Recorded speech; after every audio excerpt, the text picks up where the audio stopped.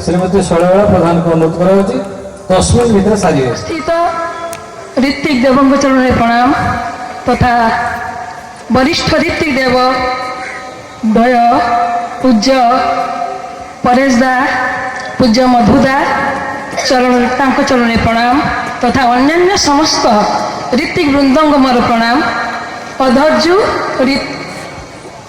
जाजक गुरुभ्राता भक्तिमती माँ माने धर्मपिपासु सुधी वृंद समस्त को मोर प्रणाम এই জলেশ্বর মহোৎসবর কর্মকর্তা গণক প্রণাম ছোট ছোট পিলামানଙ୍କୁ ମୋର আন্তরিক রা এবং জয়গুরু স্নেহ আজি সুন্দর ভাবে আলোচনা হয়ে যাইছি দীক্ষা শিক্ষা বিবাহ এবং ঠাকুর যে সবু কিছু এই কথা আজি আমার পূজ্য উমেশ দা মধ্য কহিগলে आमे समस्ते बंचिबा को चाहूँ बढ़िबा को चाहूँ आमर अस्तित्व को आमे रक्षा करने को चाहूँ एवं आमे वृद्धि चाहूँ समस्त सीना चाहूँ जे किंतु आम भीतर दुईटा शक्ति अच्छी सेटा हूँ देवत्व और शैतानत्व डेविल जो आम भीतर जो शैतान बुद्धिटा अच्छी सेटा बेले बेले आम भीतर प्रवेश कर जाए जो आम निरंतर बंचा चाहूबा जो चाहूचे କିନ୍ତୁ ବେଳେବେଳେ ଆମ ଭିତରେ ସେଇ ଶୈତାନ ବୁଦ୍ଧି ପଶିକି ଆମର ସ୍ମୃତି ଏବଂ ଚେତନାକୁ ହରେଇ ଦିଏ ଏବଂ ସେତେବେଳେ ଆମର ମରଣର ପଥ ପରିଷ୍କାର ହେଇଯାଏ। ତେଣୁ ଆଜିର ଯେଉଁ ପ୍ରବୃତ୍ତି ପ୍ରରୋଚିତ ସୁଖ ସ୍ୱାଚ୍ଛନ୍ଦ୍ୟର ପ୍ରାଚୁର୍ଯ୍ୟ, ବୈଶିଷ୍ଟ୍ୟ ବିନାଶକାରୀ ଶିକ୍ଷା, ବିହିତ ବିବାହ ପ୍ରଜନନକୁ ଅବଜ୍ଞା ଏବଂ ଅସଦାଚାର, ଏସବୁ କିଛି ହେଉଛି ସଙ୍କଟର ମୂଳ, ବିପଦର ମୂଳ। ଆମେ ଯାହା କିଛି ବିପଦକୁ ଡାକି ଆଣୁଛେ ଆମର ପ୍ରବୃତ୍ତି ପରାୟଣତା ପାଇଁକି। ତେଣୁ ଏଇ ପ୍ରବୃତ୍ତି ପରାୟଣତାକୁ ଆମକୁ ଦୂର କରିବାକୁ, ପ୍ରବୃତ୍ତିକୁ ଆମକୁ ନିୟନ୍ତ୍ରିତ କରି ପ୍ରଭୁଙ୍କ ସେବାରେ ଲଗାଇବାକୁ ହେଲେ ଦରକାର ଆମର ଆଦର୍ଶ। ଆମ ଆଗରେ ଯଦି ଆଦର୍ଶ ନ ରହିବେ ତାହେଲେ ଆମେ ପ୍ରବୃତ୍ତି ଠାରେ ପରାଧୀନ ହେଇଯିବା। ଆମେ ଭାବୁଛେ ଆମେ ସ୍ୱାଧୀନ, କିନ୍ତୁ ଆମେ ସ୍ୱାଧୀନ ହେଇପାରିବାନି, ଆମେ ପରାଧୀନ ହେଇକି ରହିଯିବା। ତେଣୁ ଏ ଜନ ଏବଂ ଜାତିର ସମତା ରକ୍ଷା କରିବାକୁ ହେଲେ ଦରକାର ଆଦର୍ଶ ଏବଂ ଜନ୍ମ। ଆଦର୍ଶ ହେଉଛନ୍ତି ସିଏ ଯାହାକୁ ଲକ୍ଷ୍ୟ କରି ମଣିଷ ଜୀବନ ଯଶ ବୃଦ୍ଧିର ପଥରେ ଆଗେଇ ଯାଇପାରେ ଏବଂ ତାଙ୍କଠାରେ ଆମର ଭକ୍ତି ଐକାନ୍ତିକତା ରହିବା ଫଳରେ କେହି ଆମକୁ ସେଥିରୁ ବିକ୍ଷେପ ସୃଷ୍ଟି କରିପାରେନି, ବରଂ ଜ୍ଞାନରେ ସମୃଦ୍ଧ କରି ତୋଳେ। ତେଣୁ ଆମକୁ ଆଦର୍ଶଙ୍କର ଅନୁସରଣ କରିବାକୁ ପଡ଼ିବ, ଆଦର୍ଶଙ୍କଠାରେ ଦୀକ୍ଷା ନେବାକୁ ପଡ଼ିବ। ଆଦର୍ଶଙ୍କଠାରେ ଦୀକ୍ଷା ନେଇସାରି ଦୀକ୍ଷା ଅନୁଶୀଳନ କରି ଚାଲିଲେ ଆମର ଚରିତ୍ର ଉନ୍ନତ ହେବ। ଆମ ଭିତରେ ଯେଉଁ ଶୈତାନ ବୁଦ୍ଧି ରହିଛି ସେଇଟା ପରାଭୂତ ହେବ ଏବଂ ଆମେ ଦେବତ୍ୱ ଅଭିମୁଖୀ ହେଇପାରିବା। ଆମର ଗୁଣ କର୍ମ ଜ୍ଞାନରେ ଆମର ଉନ୍ମେଷ ହେବ ଏବଂ ସେହି ଚରିତ୍ରଟା ବିହିତ ବିବାହ ମାଧ୍ୟମରେ ସଂସ୍କାର ରୂପେ ପିଲାମାନଙ୍କ ଭିତରେ ସଂକ୍ରମିତ ହେବ। ତେଣୁ ଆଦର୍ଶ ଏବଂ ଜନ୍ମ ଗୋଟେ ବହୁତ ବଡ଼ ଫ୍ୟାକ୍ଟର। ଆଦର୍ଶ ଏବଂ ୟୁଜେନିକ୍ ଆଡଜଷ୍ଟମେଣ୍ଟ এই ଦୁଇଟା ହିଁ ଦରକାର। ଆଜି ଯେଭଳି ଭାବେ ସଂକଟାପନ୍ନ ଅବସ୍ଥା, ଆଜି ପ୍ରତି ଘରେ ଘରେ ଅଶାନ୍ତି ଏବଂ ଦାମ୍ପତ୍ୟ କଳହ, ପିତା ପୁତ୍ର ଭିତରେ ମତାନୈକ୍ୟ ସବୁକିଛି ଚାଲିଛି। କିନ୍ତୁ ଯଦି ଆମେ ଆଦର୍ଶକୁ ଅନୁସରଣ କରି ଚାଲିବା ନିଶ୍ଚିତ ଭାବରେ ଆମେ ଏଥିରୁ ରକ୍ଷା ପାଇବା। ତେଣୁ ଠାକୁର କହୁଛନ୍ତି ଯେ ରାଷ୍ଟ୍ର ପୂଜାର ପ୍ରଥମ ଅର୍ଥ ସୁଜନନର ସୁସନ୍ତାନ। এই ঐশ্বর্যরে দেশবাসী সবু আপদরু পাইবে ত্রাণ। রাষ্ট্র পূজার প্রথম অর্ঘ্য সুজননর সুসন্তান। এই ঐশ্বর্যরে দেশবাসী সবু আপদরু পাইবে ত্রাণ। তেমনি সুখ স্বাচ্ছন্দ্যর যে ঐশ্বর্য সেটারু ত্রাণ পাইবেনি কেবে, কারণ ভোগান্ধ মন কেবে বুঝিপারে না কাহাকু নেই কଣ দেই কিপরি ভাবে ভোগ নিষ্ঠাକୁ ତୃପ୍ତ କରିବାକୁ ହୁଏ। କିନ୍ତୁ ଯେତେବେଳେ ଆମେ ଆଦର୍ଶ ପରାୟଣ ହେବା, ଆମେ ସଂସାର କରିବା, ଚାକିରି କରିବା, ପାଠ ପଢ଼ିବା, ଖେଳା ଧୂଳା ଗୀତି ବାଦ ଗାନ ବାଜଣା ବିବାହ ସବୁ ହେବ, କିନ୍ତୁ ସେଟା ବନ୍ଧନର କାରଣ ହେବ ନାହିଁ। ଜଣେ ଦାଦା କହୁଥିଲେ ଯେ ଯଜ୍ଞାର୍ଥାତ୍ କର୍ମଣ୍ୟେତ୍ର ଲୋକାୟଂ କର୍ମ ବନ୍ଧନ ତଦର୍ଥଂ କର୍ମ କୌନ୍ତେୟ ମୁକ୍ତ ସଂଘ ସମାଚର। ଯଜ୍ଞ ଅର୍ଥରେ ଯେଉଁ କର୍ମ କରାଯାଏ ତାଙ୍କ ପାଇଁକି, ତାଙ୍କ ଖୁସି ପାଇଁକି ଯେଉଁ କର୍ମ କରାଯାଏ ସେଟା ବନ୍ଧନ କର୍ମ ନୁହେଁ, ସେଟା ହେଉଛି ମୁକ୍ତ କର୍ମ। ତେଣୁ ଠାକୁରଙ୍କୁ ପ୍ରଶ୍ନ କରାଯାଇଛି ଯେ ଦୀକ୍ଷାର ପ୍ରଥା କାହିଁକି। ମୁଁ ଗୋଟିଏ ସତ୍ସଙ୍ଗକୁ ଯାଇଥିଲି, ସେଠି ବହୁତ ଆଲୋଚନା ହେଉଥିଲା। ଜଣେ କହିଲେ ଯେ ଆମର ଗୁରୁ କହିଯାଇଛନ୍ତି ଦୀକ୍ଷାର ଆବଶ୍ୟକତା ନାହିଁ। ଖୁବ ବାଧିଥିଲା, ମନେ ମନେ ଖୋଜୁଥିଲି ଠାକୁରଙ୍କର କେଉଁଠି ସମାଧାନ ପାଇବି। ସେଦିନ ପଢ଼ିଲି, ଠାକୁରଙ୍କୁ ପ୍ରଶ୍ନ କରାଯାଇଛି ଯେ ସତ୍ସଙ୍ଗର ଆନ୍ଦୋଳନ, এই ସତ୍ସଙ୍ଗ ଆନ୍ଦୋଳନର ଗଭୀରତା ବ୍ୟାପକତା খুব ବେଶୀ ଅନ୍ୟାନ୍ୟ ଆନ୍ଦୋଳନ ଅପେକ୍ଷା। କିନ୍ତୁ ଅନ୍ୟାନ୍ୟ ଆନ୍ଦୋଳନ ଆମଠାରୁ ଅଧିକ ଜନପ୍ରିୟ କାହିଁକି? ଠାକୁର କହିଲେ ମୋର ନାମ ଯଶରେ ଦରକାର, ମୋର ନାମ ଯଶ ଦରକାର ନାହିଁ। ମୁଁ ଚାହେଁ ମୋ ଜାତି ବଞ୍ଚୁ, ମୋ କୃଷ୍ଟି ବଞ୍ଚୁ, ମୋ ମଣିଷ ବଞ୍ଚନ୍ତୁ, ମୋର ନାମ ଯଶ ନେଇ କ'ଣ ହେବ? ତେଣୁ ଯେଉଁଠି ଏଇ ଜୀବନ ବର୍ଦ୍ଧନୀ ପ୍ରତିଷ୍ଠା, ଜୀବନ ବର୍ଦ୍ଧନୀ କୃଷ୍ଟିର ପ୍ରତିଷ୍ଠା ଯେଉଁଠି ହେଇଛି, ଯେଉଁ ସଂସ୍ଥାରେ ଅଛି, ସେଇଟା ହିଁ ଭଲ। ତେଣୁ ଦୀକ୍ଷାର ଆବଶ୍ୟକତା ରହିଛି। ଦାଦା ସେଟା ସୁନ୍ଦର ଭାବରେ ଆଲୋଚନା କରିଦେଇଗଲେ। ସବୁ ଗୁରୁଙ୍କର, ଯେଉଁ ଗୁରୁମାନେ ନିଜେ ସେ ହେଉଛନ୍ତି ଅସୀମ, ସେ ହେଉଛନ୍ତି ଜଗନ୍ନାଥ, ହେଉଛନ୍ତି ଗଡ୍ ଦି ଫାଦର, କିନ୍ତୁ ସେ ନିଜେ ନରରୂପ ଧରିକି ଆସନ୍ତି ଈଶ୍ୱର ରୂପ ନେଇକି। যেটা দাদা কହୁଥିଲେ যে I am the son, I am the truth, none can come to the father but through me. সে ହେଲେ ଈଶ୍ୱର ପୁତ୍ର। ତାଙ୍କ ଦେଇକି ଆମର ଯେଉଁ ସମ୍ବେଗ ଅଛି, ଆମର ଯେଉଁ ଭଲ ପାଇବା ସମ୍ବେଗ ଅଛି, ପ୍ରତ୍ୟେକଙ୍କ ଭିତରେ ରହିଛି, সেই ସମ୍ବେଗ ନେଇକି ଆମେ ଯଦି ତାଙ୍କ ସହିତ ଯୁକ୍ତ ହେବା, ତାହେଲେ ସେ ନିଶ୍ଚିତ ନେଇକି ଆମକୁ ପରମପିତାଙ୍କ ପାଖରେ ପହଞ୍ଚେଇ ଦେଇପାରିବେ। ଏବଂ ପରମପିତା ଠାକୁର, ପରମପିତା ଜିସସ୍, ଏ ସମସ୍ତେ ଏକ। କେବଳ ସେ ମଣିଷ ହେଇକି ଆସନ୍ତି ମଣିଷକୁ ବଞ୍ଚେଇବା ପାଇଁକି, ଆମ କୃଷ୍ଟିକୁ ବଞ୍ଚେଇବା ପାଇଁକି, ଆମ ଜାତିକୁ ବଞ୍ଚେଇବା ପାଇଁକି। ତେଣୁ ଆଉ ଶିକ୍ଷା କଥା ଠାକୁର କହିଲେ ତୁମେ ଯେଉଁ ଶିକ୍ଷା କରୁଛ, এই ଶିକ୍ଷା କ'ଣ ତୁମ ନିଜସ୍ୱ ନା ପରଧର୍ମ? ଆଜି ଆମେ ଫରେନକୁ ଅନୁସରଣ କରି ଆମର ଚାଲି ଚଳନ, ହାବ ଭାବ, ଖାଦ୍ୟ, ପୋଷାକ ପତ୍ର ସବୁ ବଦଳିଗଲା। ଆମେ ଯେପରି କୃଷ୍ଟି ଏବଂ ଐତିହ୍ୟକୁ ମାନୁନାହୁଁ।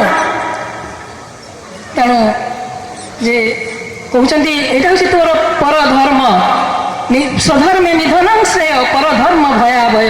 ଏଇଟା ହେଉଛି କଥା। ଆମର ବାପା, ବଡ଼ ବାପା, ଆମର ପିତୃ ପିତାମହ ଯାହା କରୁଥିଲେ, ଯେଭଳି ଚଳଣିରେ ଚାଲୁଥିଲେ, ଯେଉଁ ସବୁ ନୀତି ନିୟମ ମାନିଥିଲେ, ଯେଭଳି ପାଳନ ପୋଷଣ ଆତ୍ମନିୟନ୍ତ୍ରଣ ଭିତରେ ଉତ୍କର୍ଷମୁଖୀ ହେଉଥିଲେ, ଅନ୍ୟମାନଙ୍କୁ ଉତ୍କର୍ଷ ପଥ ଦେଖାଉଥିଲେ, সেই ଶିକ୍ଷାରେ ତୁମେ ଶିକ୍ଷିତ ହୁଅ, ଏଜୁକେଟେଡ୍ ହୁଅ, ସକଲ୍ ଲିଟରେଟ୍ ହୁଅ ନା। ପାଠ ପଢ଼ିକି ତୁମେ ଆଜି ସକଲ୍ ଲିଟରେଟ୍ ହେଇଛ, ତଥାକଥିତ ଶିକ୍ଷିତ ହେଇଛ, ତାପରେ ତୁମେ ଶିକ୍ଷିତ ହୁଅ, ଏଜୁକେଟେଡ୍ ହୁଅ। ଏବଂ ଶିକ୍ଷା ମାନେ ହେଉଛି ସମ୍ୟକ କରିବା, ଯାହାଦ୍ୱାରା ଆମର ଆପଲିଫ୍ଟମେଣ୍ଟ ହେବ, ଆମର ଏଲିଭେସନ୍ ଆସିବ, ଅନ୍ୟମାନଙ୍କୁ ଆମେ ବାଟ ଦେଖାଇ ପାରିବା। ଏଇଟା ହେଉଛି ଶିକ୍ଷା, ମାନେ ସମ୍ୟକ କରିବା। ଏବଂ ଶିକ୍ଷା ଠାକୁର କହୁଛନ୍ତି ଯେ ଶିକ୍ଷା ଭିତରେ ମଧ୍ୟ ସୁଜନନ, ଦେଖ ଦୀକ୍ଷା ଭିତରେ ଯେଉଁ ସୁଜନନ ଅଛି, ଶିକ୍ଷା ଭିତରେ ମଧ୍ୟ ସୁଜନନ ଅଛି। କାରଣ ଯଦି ଭଲ ପିଲା ଜନ୍ମ ନ ନେବେ, ତାହେଲେ ସେ ଶିକ୍ଷାଟାକୁ ଭଲ ଭାବରେ ଧରିପାରିବ ନାହିଁ। ଆଜି ରାଷ୍ଟ୍ରର ନାୟକମାନେ ଯେତେ ଶିକ୍ଷାର ସୁବିଧା ସୁଯୋଗ ଦେଉଛନ୍ତି ନା କାହିଁକି, କିନ୍ତୁ ସେଟାକୁ ଧରି ରଖିବା ପାଇଁ ସେମିତି ଜୈବିକ ସଂସ୍କୃତି ଦରକାର, ବାୟୋଲୋଜିକାଲ ଏସେଟ୍ ଦରକାର। ଯଦି ସେଇ ଜିନିଷଟା ନ ରହିବ, ତାହେଲେ କୌଣସି ଶିକ୍ଷା କାମ କରିବ ନାହିଁ। ତାଙ୍କର ପାତ୍ର ଯେତିକି, ପାତ୍ର ଯଦି ବିଶୁଦ୍ଧ ହେଇଥିବ, ସେମିତି ଭାବରେ ସେମାନେ ଶିକ୍ଷାଟାକୁ ଗ୍ରହଣ କରିବେ। ତେଣୁ ଚିଲଡ୍ରେନ୍ ମଷ୍ଟ ଫାଷ୍ଟ ବ୍ରେଡ୍ ଦେନ୍ ଏଜୁକେଟେଡ୍। ସେମାନେ ପ୍ରଥମେ ଜନ୍ମ ନେବେ, ତାପରେ ଶିକ୍ଷା କରିବେ। We cannot have silk out of cotton tree. Cotton ଟ୍ରିରୁ ଆମେ ସିଲ୍କ ପାଇପାରିବାନି। ଆମକୁ ବିହିତ ଭାବରେ ଶିକ୍ଷା ନେବାକୁ ପଡ଼ିବ, ବିହିତ ଭାବରେ ପିଲାକୁ ଜନ୍ମ ଦେବାକୁ ପଡ଼ିବ। ସେଇଥିପାଇଁ କି ବିବାହର ପ୍ରଥା ଆଜି କ'ଣ କରାଯାଇଛି? ଅବାଧ ବିବାହ ପ୍ରଚଳନ କରାଯାଇଛି। ତଥାକଥିତ ବ୍ରହ୍ମଜ୍ଞାନୀ ସେମାନେ କୁଳଗତ ବୈଶିଷ୍ଟ୍ୟକୁ, ବର୍ଣ୍ଣଗତ ବୈଶିଷ୍ଟ୍ୟକୁ ନଷ୍ଟ କରିଦେଇକି ଅବାଧ ବିବାହର ପ୍ରଚାର କରି ଚାଲିଛନ୍ତି। ତାଫଳରେ କ'ଣ ହୁଏ ଯେ এই অবাধ বিবাহ দ্বারা গোটে অ্যাটমিক ফিক্স যে ধ্বংসাত্মক সংকটাপন্ন অবস্থা সৃষ্টি হুয়ে। এই অবাধ বিবাহ দ্বারা বহু অপরাধ পশি আসিছে সমাজ ভিতরকু এবং পশুচি মধ্য। কারণ রক্তর বিপর্যয়, জননর বিপর্যয় সবুঠারু বড় বিপর্যয়। এইটা গুণিত হয়েকি চালে, বিপর্যয়টা গোটে পুরুষরে নষ্ট হয়নি, এটা গুণিত হয়েকি চালে পুরুষানুক্রমে। এই ଯେଉଁ ଆମେ ଦେଖୁଛେ ଯୁଦ୍ଧ ସମ୍ପଦ ରକ୍ଷା ଲୋକକ୍ଷୟ ତା ତୁଳନାରେ ଏ ବିପର୍ଯ୍ୟୟ ତା ତୁଳନାରେ ଗୋଟେ କିଛି ନୁହେଁ। ଠାକୁର କହୁଛନ୍ତି ଏଭଳି ସମୟ ଆସିବ, ମୁଁ ଦେଖିପାରୁଛି ଏଭଳି ସମୟ ଆସିବ ମଣିଷର ମୂଳ ବୁନିଆଦି ଲୋପ ପାଇଯିବ, ଦେଶ ରସାତଳକୁ ଚାଲିଯିବ। ତେଣୁ ଏବେଠୁ ଦୀକ୍ଷା ଶିକ୍ଷା ବିବାହ ଏ ତିନିଟିକୁ ଆପଣମାନେ ଠିକ କରି ନିଅନ୍ତୁ। ତେଣୁ ଅବାଧ ବିବାହ ସମ୍ବନ୍ଧରେ ଠାକୁର କହୁଛନ୍ତି ଯଦି ଗୋଟେ ଗବେଷଣାଗାରକୁ ଗୋଟେ ପିଲାକୁ ଛାଡ଼ି ଦିଆଯାଏ ତାହେଲେ ସିଏ ଯେମିତି ନିଜ ଖିଆଲ ଅନୁଯାୟୀ ସେଠି ବୋତଲ ଗୁଡ଼ିକ ଖୋଲିକି ଢଳାଢଳି କରିବ, ତାହେଲେ କ'ଣ ହେବ? ଗୋଟେ ବିପର୍ଯ୍ୟୟ ସୃଷ୍ଟି ହେବ।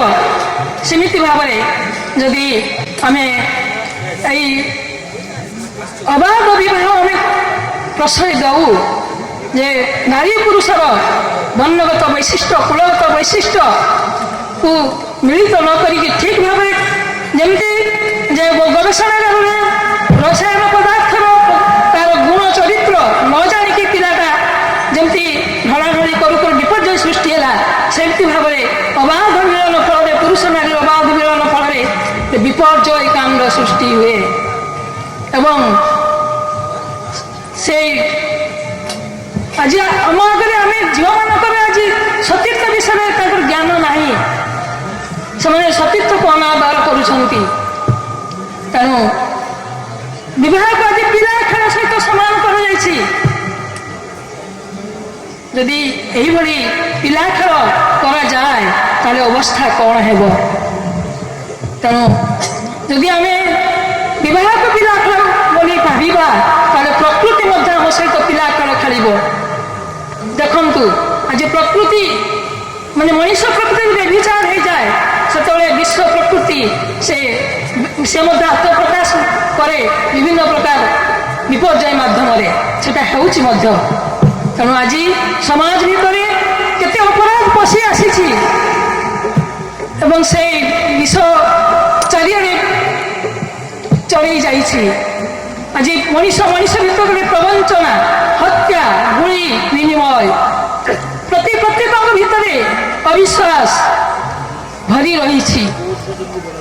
ତେଣୁ ସେଗୁଡ଼ିକୁ ନିରାମୟ କରିବାକୁ ହେଲେ ଦରକାର ଆମର ଆଦର୍ଶ ଏବଂ ତାଙ୍କରି ଅନୁଶୀଳନ ନେଇକି ଯଦି ଆମେ ଚାଲିବା ନିଶ୍ଚିତ ଭାବରେ ଆମେ ରକ୍ଷା ପାଇବା ଏବଂ ଆମର ପରିବେଶକୁ ଆମର ପରିବାରକୁ ଆମେ ରକ୍ଷା କରିପାରିବା। ଏବଂ ଯେଉଁଟା କୁହାହେଉଛି ଯେ ବିବାହ କଥା ମୁଁ କହୁଥିଲି, ଠାକୁର କହୁଛନ୍ତି ଯେ ବିବାହ ସଂସ୍କାର, ତେଣୁ ବିବାହ ସଂସ୍କାରଟାକୁ ଠିକ କରିନିଅ। ବିବାହ ମାନେ ହେଉଛି ଯେ ବହ ଧାତୁରୁ ଆସିଛି, ବିବାହ ମାନେ ବହ ଧାତୁରୁ ଆସିଛି ଯେ ପୁରୁଷ ନାରୀ ପରସ୍ପରକୁ ବହନ କରିବେ ନିଜସ୍ୱ ଭାବରେ ଟୁୱାର୍ଡସ୍ ଏଲିଭେସନ୍ ଏବଂ ଏକ୍ଜିଷ୍ଟେନ୍ସ, ନିଜ ଜୀବନ ବୃଦ୍ଧିକୁ ରକ୍ଷା କରିବା ପାଇଁ କି ସେଇ ଦିଗରେ ସେମାନେ ବହି ନେବେ, ବହନ କରିବେ ଏବଂ ନାରୀ କରିବ ସମ୍ବର୍ଦ୍ଧନା, ପୁରୁଷ ହେବ ସମ୍ବର୍ଦ୍ଧିତ। ଏହି ପ୍ରକାର ତାଙ୍କର ଯେଉଁ ବୈଶିଷ୍ଟ୍ୟ, ନାରୀର ବୈଶିଷ୍ଟ୍ୟ ହେଉଛି ପୋଷଣ କରିବ ଏବଂ ପୁରୁଷର ବୈଶିଷ୍ଟ୍ୟ ହେଉଛି ପୂରଣ କରିବ। ତେଣୁ এইটা অবাধ বিবাহ ফলে আজ দাম্পত্য কলহ আজ দেখা যাচ্ছে যে পুরুষ যেতিকি মাত্রারে আত্মহত্যা করছেন, নারী যেতিকি মাত্রারে আত্মহত্যা করছেন তাঠারু 8 গুণ অধিকা পুরুষ মানে আত্মহত্যা করছেন এই দাম্পত্য কলহ পাইকি। যদি বিবাহ যদি কম্পাটিবল হুয়ে সংগতিশীল পূর্ণ হুয়ে তাহলে এই জিনিস হুঁতা না। তেণু বিবাহ সংস্কার ঠাকুর কহিলে যে বর্ণ, বংশ, বয়স, বিবাহ, বিদ্যা, বপু এই 6টি বকু ସବୁ ବଡ଼ ମାନେ ଶ୍ରେଷ୍ଠ, ଯେ ଏଇ ନାରୀ ଠାରୁ ପୁରୁଷ ଶ୍ରେଷ୍ଠ ହେଇଥିବ ଏଇସବୁ ଦିଗରେ। ଏବଂ ଝିଅଟିଏ ସ୍ୱାମୀ ନିର୍ବାଚନ କରିବ, ପୁରୁଷ କଣ୍ଟାକ୍ଟରେ ନୁହେଁ, କାରଣ ନାରୀ ଚରିତ୍ର ସହଜ ନମ୍ନ। ପୁରୁଷର ସାହଚର୍ଯ୍ୟରେ ସେ ଯଦି ସଦାସର୍ବଦା ଏମିତି ଭାବରେ ଆସେ ତାହେଲେ ତାର ସତୀତ୍ୱକୁ ବଳି ଦେବାକୁ ସେ ବାଧ୍ୟ ହୁଏ। ସେ କ'ଣ କରିବ? ସେ କ'ଣ କରିବ ନା ତାର ପିତାମାତାକୁ ସେ ତାର ସ୍ୱାମୀଙ୍କ କଥା କହିବ। ଯଦି ତାହେଲେ ସେମାନେ ଦେଖିକି ଯେ ଏବଂ ନିଜେ ଭାବିବ ଯେଟା ଥିଲା ଆମର ସ୍ୱୟଂବର ସଭା, ବହୁ ଲୋକ ଆସୁଥିଲେ ଏବଂ ବହୁ ବର ଆସୁଥିଲେ, ସେ ନିଜେ ଭାବୁଥିଲା ମୁଁ ଯାହା କଥାରେ ଆତ୍ମନିବେଦନ କଲେ ମୋର ଜୀବନ ସାର୍ଥକ ହେବ, ତାକୁ ସେ ବରଣ କରୁଥିଲା। ତେଣୁ ଠାକୁର କହୁଛନ୍ତି ଯେ ଏଇଭଳି ଭାବରେ ଯଦି ଯେ ମହାନ ପୂଜନୀୟ ପାଖରେ ଗୋଟେ ଝିଅ ପଡ଼େ ତାହେଲେ ତାର ସ୍ୱାମୀ ଭାବିବ ମୁଁ ଜଣେ ଗୋଟେ ଯଷ୍ଟି ପାଇଯାଇଛି ଏବଂ ତା ସ୍ୱାମୀ ତରଫରୁ ହୁଏତ କିଛି ମାନେ ଶାସନ ନଥିବ, ତଥାପି ମନେ ମନେ ଭୟ ଥିବ ମୋ ସ୍ୱାମୀଙ୍କର କାଳେ ଅସୁବିଧା ହେବ। ଆଉ ସେ ମହାନ ପୂଜନୀୟଙ୍କ ମୁଖକୁ ଚାହିଁକି ତାର ସତ୍ତାଟା ତୃପ୍ତ ହେବ, ସେଇ ପୁରୁଷ ପରିପୂରଣ କରିବ ଏବଂ ନାରୀ ତାକୁ ସେବା ଯତ୍ନରେ ଆହୁରି ଆହୁରି ଆହୁରି ଆଗକୁ ଆଗେଇ ଦେବ, ପରିପୋଷଣ କରିବ। ସେଇଠି ଠାକୁର କହୁଛନ୍ତି ସେଇଠି ସାଧାରଣ ଜଣେ ସିଙ୍ଗର, ସାଧାରଣ ଜଣେ ରାଇଟର, ସାଧାରଣ କେହି ଜଣେ ମଣିଷ ସ୍ତ୍ରୀର ଏଇ ପୋଷଣରେ ଏଇ ପ୍ରକାର ସେବା ଯତ୍ନ ସେ ଆହୁରି ଏକ୍ସେଲ କରିଯିବ, ଉତ୍କର୍ଷ ଲାଭ କରିଯିବ। ଏବଂ ଯଦି ଜଣେ ଝିଅ ଯଦି ଏଇ ମହାନ ପୂଜନୀୟ ପାଖରେ ପଡ଼େ ତାହେଲେ ସ୍ୱାମୀଙ୍କ ମୁଖକୁ ଚାହିଁକି ସ୍ୱାମୀଙ୍କ ମୁଖକୁ ଚାହିଁକି ସେ ଶାଶୁ ନଣଦର ଗଞ୍ଜନା ସହିଯିବ, ଦିଅର ନଣଦ ସେ ତାର ସ୍ୱାମୀଙ୍କର ପରିବାରକୁ ସେ ଠିକ୍ କରିନେବ। କାରଣ ସ୍ତ୍ରୀ ଯଦି ସ୍ୱାମୀ ତଥା ସ୍ୱାମୀ ପରିବାରର ସମସ୍ତଙ୍କୁ ସେ এইভাবে ভাবে নেই চালে তাহলে এই উৎকর্ষ পথ নেইকি চালে স্বার্থান্বিত হুয়ে তাহলে তার উৎকর্ষকু গ্রহণ করিবার ক্ষমতা বড়িଯିବ, তার উৎকৃষ্ট আসবে। তেমন গতি পরিণতি আমার নির্ভর করে আমার ক্রমজম উপরে। তথাপি যদি আমি অস্থি কুশলযুক্ত চিন্তা রে রহিবু তাহলে আমার বায়োলজিকাল বেসটা ট্রান্সফার করিব বেটার প্রজনন পাইকি। ঠাকুরর বহু কথা আছে, গোটে বুক স্টল দিয়া যাইছি মাতৃমঙ্গল বিবাহ প্রজনন যে সব কথা কইলি অনেক কথা ঠাকুর କହିଛନ୍ତି পড়িলে আপন মানে শেষ করি পারিবে না এই জীবନରେ। ভাবিবে আହୁରି মতে পরজন্মরে পড়িବାକୁ পড়িব। বহু সময় নেই গলি মতে ক্ষমা করিবে, ভুল ଥିଲେ ক্ষমা দেবে। ସମସ୍ତଙ୍କର ମଙ୍ଗଳ କାମନା କରି ମୋର ବକ୍ତବ୍ୟ ଶେଷ କରୁଛି। ଜୟ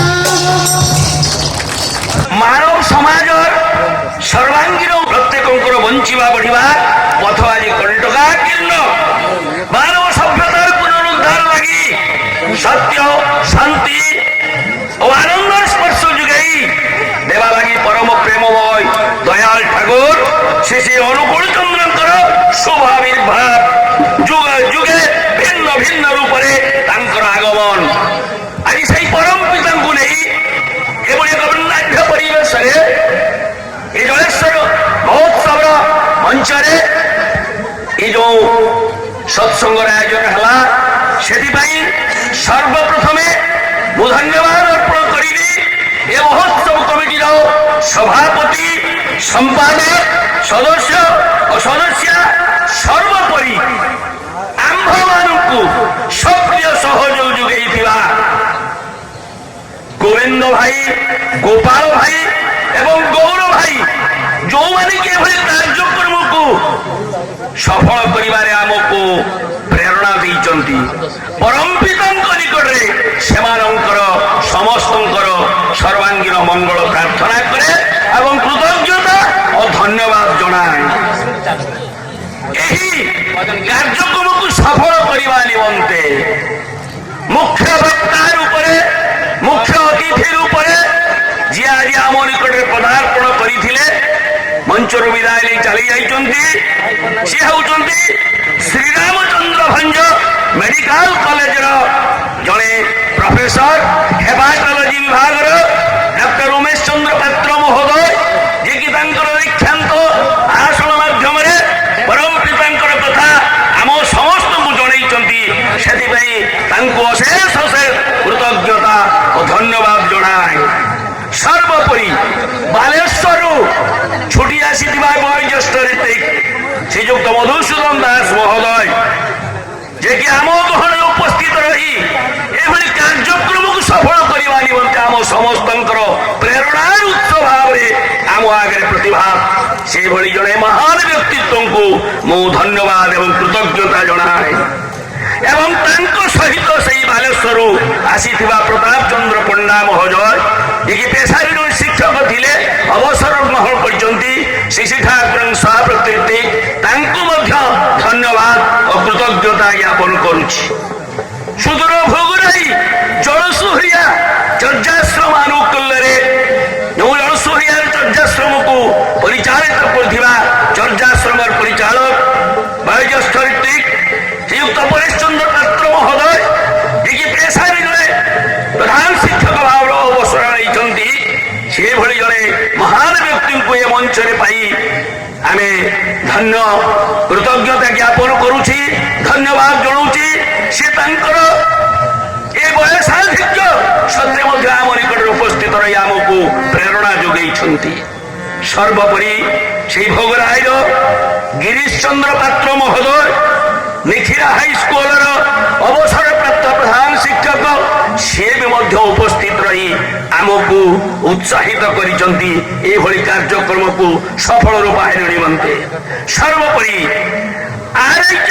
ଆର୍ଆଇଏଚ୍ଏସ୍ କଲେଜର ଅବସରପ୍ରାପ୍ତ ଅଧ୍ୟକ୍ଷ ଶ୍ରୀଯୁକ୍ତ କୃତିବାସ ସାହୁ ମହୋଦୟ ଏ ସମସ୍ତଙ୍କ ସହିତ ଆସି ଆମ ଗଣରେ ଉପସ୍ଥିତ ରହି ଆମକୁ ଉତ୍ସାହ ଏବଂ ପ୍ରେରଣା ଦେଇଥିବାରୁ ଏ କାର୍ଯ୍ୟକ୍ରମ ସଫଳ ହେବାରେ ଯେଉଁ ଆପଣମାନଙ୍କର କୃତଜ୍ଞତା ଆପଣମାନଙ୍କ ତରଫରୁ ମୁଁ କୃତଜ୍ଞତା ଧନ୍ୟବାଦ ଜଣାଉଛି ସେ ମହାଶୟଙ୍କୁ ଏବଂ ଏ କାର୍ଯ୍ୟକ୍ରମର ପ୍ରଚ୍ଛଦ ପଟରେ ରହି ଏ କାର୍ଯ୍ୟକ୍ରମ କିଭଳି ସେଭଳି ବ୍ୟକ୍ତି ହେଉଛନ୍ତି ସେଇ ଗୋପାଳ ଗୋବିନ୍ଦ ଏବଂ ଗୌର ଭାଇଙ୍କର ଯେ ଭିଣେଇ ଶ୍ରୀଯୁକ୍ତ ହରେନ୍ଦ୍ରନାଥ ସାହୁ ମହୋଦୟ ଯିଏକି ମଞ୍ଚରେ ଉପସ୍ଥିତ ଅଛନ୍ତି।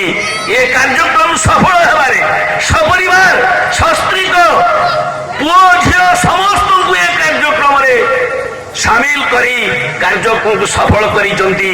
ଏଭଳି ବ୍ୟକ୍ତିଙ୍କୁ ଆମ ତରଫରୁ ଅଶେଷ ଅଶେଷ କୃତଜ୍ଞତା ଓ ଧନ୍ୟବାଦ। ଏବଂ ସେହି ଭୋଗରୀରୁ ସହପ୍ରତିନିଧି ରାଧାକାନ୍ତ ପ୍ରଧାନ ମହୋଦୟ ମଧ୍ୟ ଆମ ଆଗରେ ଉପସ୍ଥିତ ଅଛନ୍ତି। ଆମ ଗହଣରେ ତାଙ୍କୁ ମଧ୍ୟ କୃତଜ୍ଞତା ଓ ଧନ୍ୟବାଦ ଜଣାଉଛି। ଏବଂ ମୋର ଅତି ପରିଚିତ ସୁରେନ୍ଦ୍ର କୁମାର ପ୍ରଧାନ ମହୋଦୟ ଯିଏକି SI ଅଫ୍ ସ୍କୁଲ ଭାବରେ ଅବସର ଗ୍ରହଣ କରିଛନ୍ତି। ମୁଁ ମଧ୍ୟ ସେହି ବିଭାଗରେ କାର୍ଯ୍ୟ କରୁଥିଲି, ତେଣୁ ତାଙ୍କ ସହିତ ମୋର ଓତପ୍ରୋତ ଭାବରେ ପରିଚିତ ରହିଛି। ସେ ମହାଶୟଙ୍କୁ ମଧ୍ୟ କୃତଜ୍ଞତା ଓ ଧନ୍ୟବାଦ। ସର୍ବୋପରି ଜଳେଶ୍ୱରର ସହପ୍ରତିନିଧି ଶ୍ରୀଯୁକ୍ତ ବନବିହାରୀ ପ୍ରଧାନ, ଭାସ୍କର ଚନ୍ଦ୍ର ପ୍ରଧାନ, ଶଶିକାନ୍ତ ପ୍ରଧାନ, ହେମନ୍ତ କୁମାର ଘୋଷ, ବିଶ୍ୱନାଥ ଦାସ ଏବଂ ବିଜୟ କୁମାର ଭୂୟା, ଆହୁରି ଅନ୍ୟମାନେ ଅଛନ୍ତି ଯେଉଁମାନଙ୍କର ନାମ ପ୍ରକାଶ କରିବା ମଧ୍ୟ ସମସ୍ତଙ୍କର ନାମ ପ୍ରକାଶ କରିପାରୁନାହିଁ। ଏ ସମସ୍ତେ ଏ କାର୍ଯ୍ୟକ୍ରମ କିଭଳି ସଫଳ ହବ ସେମାନଙ୍କର ବହୁମୂଲ୍ୟ ସମୟ ଦେଇ ସହଯୋଗ ଦେଇଥିବାରୁ ମୁଁ ସମସ୍ତଙ୍କର କୃତଜ୍ଞତା ଏବଂ ଧନ୍ୟବାଦ ଜ୍ଞାପନ କରୁଛି। ଆଉ ଜଣେ କଲିକତାର ଉଲବେରିଆରୁ ଆଗତ ନବକୁମାର କାରକ ମହୋଦୟ ଶ୍ରୀ ଠାକୁରଙ୍କ ସହପ୍ରତିନିଧି, ସିଏ ବି ମଧ୍ୟ ଉପସ୍ଥିତ ରହି କାର୍ଯ୍ୟକ୍ରମରେ ଆମକୁ ପ୍ରେରଣା ଉତ୍ସାହ ଯୋଗାଇଛନ୍ତି, ସହଯୋଗ ଯୋଗାଇଛନ୍ତି। ସେଥିପାଇଁ ତାଙ୍କୁ ଧନ୍ୟବାଦ ଏବଂ କୃତଜ୍ଞତା। ସଙ୍ଗୀତକାର ଭାଇ ମାନେ ଯୋଉ ଥିଲେ ପୁରେନ୍ଦ୍ର କର, ଜ୍ଞାନେନ୍ଦ୍ର କର, ଅପର୍ଣ୍ଣା ପ୍ରଧାନ, ସୌମ୍ୟଜିତ ପ୍ରଧାନ ଏବଂ ବାଦ୍ୟଯନ୍ତ୍ରରେ ସହାୟତା କରିଥିଲେ ମହେଶ୍ୱର ପ୍ରଧାନ, ତୀର୍ଥଙ୍କର ମହାନ୍ତି, ଆହୁରି ଅନ୍ୟମାନେ। ଏ ସମସ୍ତଙ୍କୁ ମଧ୍ୟ କାରଣ ସମସ୍ତଙ୍କର ସହଯୋଗରେ ହିଁ କାର୍ଯ୍ୟକ୍ରମ ସଫଳ ହୁଏ। ଏହାକୁ ସଫଳ କରିବାରେ ସେମାନଙ୍କର ଭୂମିକା ମଧ୍ୟ ଅନବଦ୍ୟ। ସେଥିପାଇଁ ସେମାନଙ୍କୁ ଅଶେଷ ଅଶେଷ କୃତଜ୍ଞତା ଓ ଧନ୍ୟବାଦ। ଏବଂ ମୋ ମଞ୍ଚ ସମ୍ମୁଖରେ ମୁଁ ଦେଖିନଥିଲି ଆମର ଶ୍ରଦ୍ଧା ଗଦାଧର ଭାଇ, ସିଏ ବି ମଧ୍ୟ ବାଲିଆପାଳରୁ ଛୁଟି ଆସିଛନ୍ତି। ଗୁଣାକର ଭାଇ ଆମର ମା ବାଲେଶ୍ୱରରୁ ମଧ୍ୟ ଆସିଛନ୍ତି। ସମସ୍ତଙ୍କୁ ତ ମୁଁ ଆଉ ଏଠି ସ୍ଥାନ ଦେଇପାରି ନାହିଁ, କ୍ଷମା କରିବେ। ତଥାପି ସମସ୍ତଙ୍କର ସହଯୋଗରେ କାର୍ଯ୍ୟକ୍ରମ ଯେ ସଫଳ ହେଇଛି ସେଥିପାଇଁ ସମସ୍ତଙ୍କୁ କୃତଜ୍ଞତା ଧନ୍ୟବାଦ ଜ୍ଞାପନ କରୁଛି। ସର୍ବୋପରି ମଞ୍ଚ ସଜ୍ଜା, ଲାଇଟ୍, ମାଇକ୍ ଯୋଗାଇଥିବା ଭାଇମାନେ ଯୋଉମାନେ କି କାର୍ଯ୍ୟକ୍ରମ ତାଙ୍କ ବିନା କାର୍ଯ୍ୟକ୍ରମ ସଫଳ ହେଇପାରେ ନାହିଁ, ସେମାନଙ୍କୁ ମଧ୍ୟ କୃତଜ୍ଞତା ଓ ଧନ୍ୟବାଦ। ସର୍ବଶେଷରେ ଏ ସଭାକୁ, ଏ ସତ୍ସଙ୍ଗ କାର୍ଯ୍ୟକ୍ରମକୁ ସାଫଲ୍ୟମଣ୍ଡିତ କରିବା ନିମନ୍ତେ ବିଭିନ୍ନ ସ୍ଥାନରୁ ଆସିଥିବା ଗୁରୁ ଭାଇ, ମା ଏବଂ ସମସ୍ତ ସାଧୁ ସଜ୍ଜନ ମଣ୍ଡଳୀକୁ କୃତଜ୍ଞତା ଜଣାଏ। ଗୁରୁ ଭାଇ ଏବଂ ମା ସମସ୍ତଙ୍କୁ ଆନ୍ତରିକ କୃତଜ୍ଞତା ଧନ୍ୟବାଦ ଜଣାଉଛି ଏବଂ ସମସ୍ତଙ୍କର ସର୍ବାଙ୍ଗୀନ ମଙ୍ଗଳ ପ୍ରଭୁଙ୍କର ପାଦ ପଦ୍ମରେ ରଖୁଛି। ଶେଷରେ ଏତିକି କହିବି, ସବୁ ସମସ୍ୟାର ସମାଧାନ ଜାନିସ୍ ଇଷ୍ଟ ପ୍ରତିଷ୍ଠାନ। ତେଣୁ ଆସନ୍ତୁ ଆମେ ସମସ୍ତେ ଏକ ହୋଇ ଏକ ପ୍ରାଣରେ ଏକ ମନରେ ପ୍ରଭୁଙ୍କୁ ପ୍ରତିଷ୍ଠା କରିବାରେ ଜୀବନକୁ ଉତ୍ସର୍ଗୀକୃତ କରିଦେବା। ଆମେ ଧନ୍ୟ ହବ, ପରିବେଶ ଧନ୍ୟ ହବ, ମଧୁମୟ ହେଇ ଉଠିବ। ଏ ସମସ୍ତ ସମୟ ଆମର ଜୀବନ ମଧ୍ୟ ମଧୁମୟ ହେବ। ଆମେ ଲଭିବା ପରମ ଶାନ୍ତି ପରିବେଶରେ ସମସ୍ତେ ଏବଂ ଆମେ ସମସ୍ତେ ଏକ ମୁଖରେ ଏକ ସ୍ୱରରେ ଗାଇପାରିବା ବନ୍ଦେ ପୁରୁଷୋତ୍ତମମ୍, ବନ୍ଦେ ପୁରୁଷୋତ୍ତମମ୍। ଜୟ ଗୁରୁ, ଜୟ ଗୁରୁ, ଜୟ ଗୁରୁ। জয় গুরু জয় জয়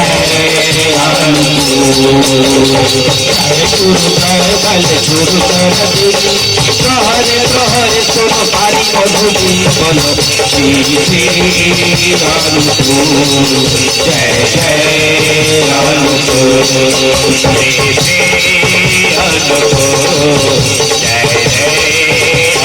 জয় তুমি আছো তোর জীবের সুখে কি আনন্দে